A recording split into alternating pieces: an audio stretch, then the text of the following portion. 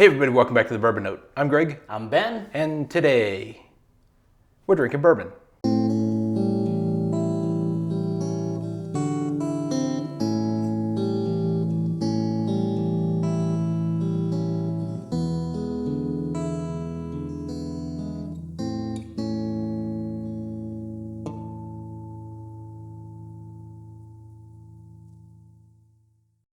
All right, Ben, do we have to do the what's in the box again? What's in the box? No, we don't have the box out here, but we do have the bottle, and it's BAM, Little Book, Chapter 2.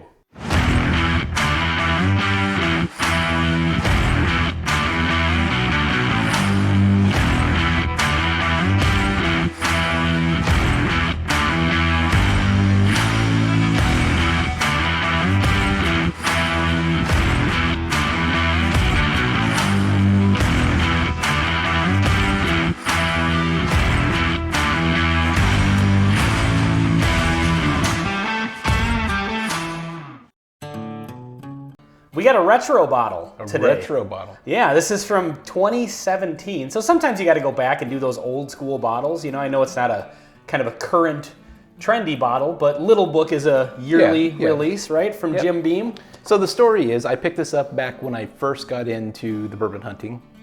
And this is from 2017, and it's been sitting on my shelf, and I just keep looking at it thinking, you know, someday we should get into that. And I didn't even know you had this. There's always new stuff. Yeah. And finally said, all right. Sometimes these older bottles get forgotten. And it could be horrible, you know, but it's probably not. And so I know Little Book there's a different kind of blend of different stuff every chapter. Yep. But this one just says on the tag it's just a blend of straight bourbon whiskey. And it's chapter 2. Yeah, so I don't really know much more. The tag is not very helpful in information, but the nose is really nice, actually. It has a really nice, almost like a peanut butter kind of. So what I've heard is the difference between Booker's and Baker's and Little Book is the amount of spice and how aggressive they are. Really? And this one seems to come across as the most spicy. But I mean, well, they're all different blends though, so who knows? I mean, yeah. Could be different from batch to batch. This is our first time having a Little Book. We've had Booker's before. Yes. So yeah, the nose is very nutty. It's definitely Jim Beamy, but it's got a nice almost peanut butter kind of note going to it. But it smells well aged, right? It does, it doesn't come across as youthful. And who knows, the blend in this may be kind of like Booker's, where, you know, they tend to run about a 6.5 years. So they're not terribly well aged, but their barrel selection is kind of what they go for. Yeah. You know, they don't go just by the stats, they go by what barrels. The special barrels. Yeah, they feel are ready for it. So let's get into the flavors here and see what happens. Cheers.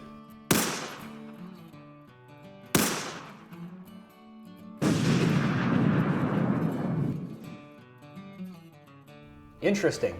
I'm getting a lot on that. Yeah, it's very flavorful.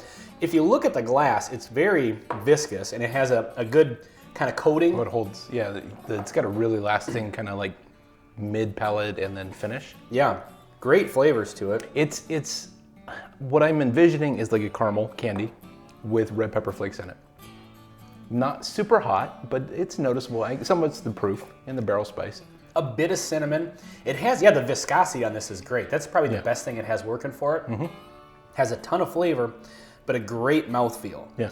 Exceptional mouthfeel. I've kind of come to the conclusion within the handful of really kind of higher tier bourbons that we've done recently, that the mouthfeel and the texture of it is really, I think, what separates the kind of premium level bourbons. Maybe the experience, yes, as opposed to just being watery and... Or even if it's, you know, a particularly high proof one, it can still be a little bit thin, you know? And so I think maybe that's where the barrel selection comes in, when they pick those really, really good, the honey barrels or whatever they call them. Sure. The really special ones, where maybe you don't need to get a 10-year age statement on it to get that really good, you know, viscosity and kind of premium drinking experience. This definitely has that. It does. It really drinks quality. And like, I'm getting a nice wood spice, but definitely nowhere near over oaked. Like none of that kind of like too far. So I'm guessing this is probably not even 10 year, but it's well aged. Yeah. But I don't think it's super high aged. I think flavor wise, it's really good.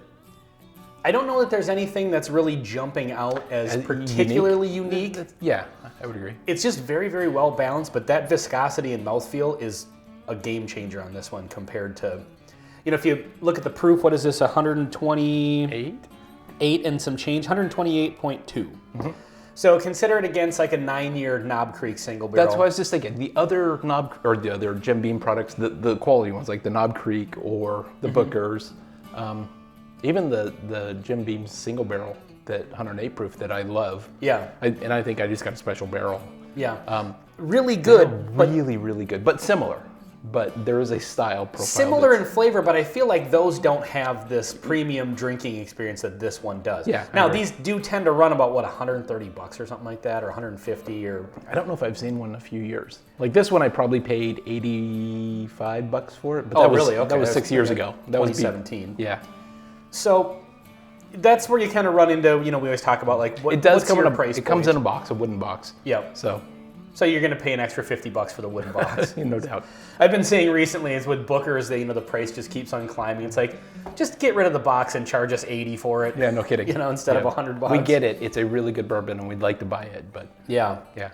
But this is one of those ones where just really that viscosity on it is everything for this. I agree. It's a similar flavor profile to some other Jim Beam stuff we've had, but what those other ones lack, while they are great bourbons, they lack that Barrel selection. Yeah, this one, the finish on it, it just really coats your tongue. And it kind of just gives that long-lasting finish, which is really nice. Almost getting a little bit of like a nutmeg. You said cinnamon, nutmeg, almost like bready, like a baked pastry kind of thing, a little bit. It is October, mid-October, so yeah. we're getting the fall vibes. This has got some good fall vibes to definitely. it. It's kind of nice, darker flavors. Yep. Higher proof, weather's starting to get a little colder out, so those higher proof bourbons hit a little bit different on the colder nights. So yeah, this is really good. Now, if you had a time machine and you could go back in time 6 years, do it. As we said, this is a retro bottle, so doing these reviews is always kind of weird. It's like, here's a bourbon that you probably can't get anymore. Yeah, it's okay. But, anytime, we're going to drink a new bourbon, might as well film a review of it, because maybe you can get a hold of one of these. Yeah, totally. And maybe there's some other people like me who have it sitting on their shelf. Yeah. Like, go ahead and open it. Like, it's great, but enjoy it. Don't just let it sit there. For sure. All right, well, hey, this has been Little Book Chapter 2 on the Bourbon Note. I'm Ben. I'm Greg. Till next time. See you next time.